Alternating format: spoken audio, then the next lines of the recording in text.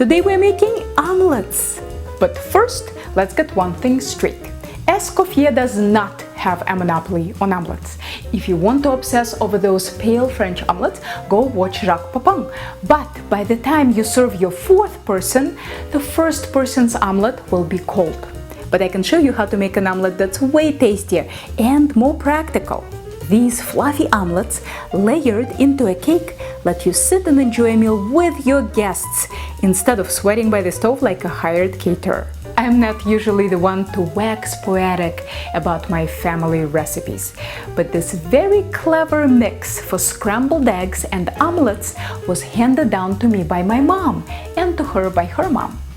To tell you the truth, I always thought of this technique as a hack, because it is so different from what Julia Child or any French chef would do. The two magic ingredients here are milk and flour. It wasn't until I started researching custards that my mom's method made perfect sense. The addition of milk produces a custard-like mixture, and the addition of flour keeps it delicate and creamy, even when cooked with no stirring over high heat, because starch slows down egg coagulation. Flour or cornstarch is what prevents pastry cream from curdling when brought to a boil. When no lumps of flour remain, add your eggs. If breaking eggs is not your forte, break them into a separate bowl first to make sure you don't get any shell in there. Some salt, freshly ground black pepper, and beat this mixture until completely smooth. About salt, I like to use 1.2 grams of salt. For Diamond Crystal Kosher salt, that's a slightly heaping quarter teaspoon. If you're using any other brand or type of salt, including Morton's Kosher, the volume measurement will be tremendously different, so either weigh your salt or use the nutrition info on the side of the box to figure out what 1.2 grams of your salt would be in teaspoons. Or experiment and figure out how much salt you like to use. The proportions I just gave you are for one omelette that can serve 1 or 2 people. But I believe omelets are best eaten in company, so here is a double batch so that we can serve 3 or 4. Turn on the broiler and set an 8-inch Teflon pan with 1 tablespoon of butter over medium-high heat. When the butter is melted and bubbly, swirl the pan to cover the bottom and the sides. Give your eggs a final stir to make sure no flour settles on the bottom, and pour 3/4 of a cup of eggs into the pan. Immediately cover the pan and cook for 45 seconds.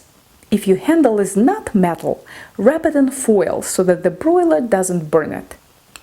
Uncover the pan and place under the broiler for a minute or until the omelette puffs up. Stop sloshing around when you shake the pan and feels solid. Feel free to make a little cut to make sure it's not wet inside. Slide it out onto a plate and add your toppings. This is a great way to use up leftovers. Just make sure they're well seasoned, chopped very small, and warmed up so that they don't cool off the omelette. Today I'm using broccoli and cheddar. You could, of course, spread the filling on only half of the omelette and fold it in half, but then the first omelette starts to cool off by the time the next one is done. Instead, we're going to layer them. Melt another tablespoon of butter and swirl the pan. Don't forget to whisk the eggs before pouring, or the flour will settle. Pour in the eggs, cover, cook for 45 seconds, and pop under the broiler. Here I want to show you an alternative method for cooking the second side. It's prettier and only slightly more challenging.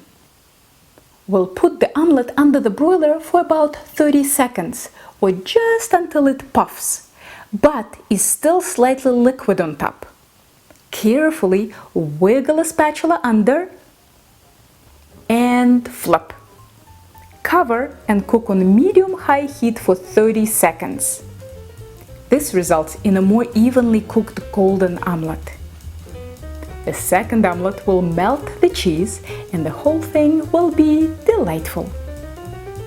I like to top mine with a teaspoon of butter and a sprinkling of chives. Don't worry if your omelets deflate after you remove them from the pan. They're supposed to do that, and they will still be delicious. And voila! Breakfast for 4 is served. If you want to serve 6, add another layer of veggies and cheese, make another omelette, and you'll have a very impressive triple-decker omelette. For more practical applications of food science with just a pinch of chutzpah, don't forget to subscribe to Helen's Kitchen channel. And if you're ever in the Boston area, maybe I'll see you in one of my classes.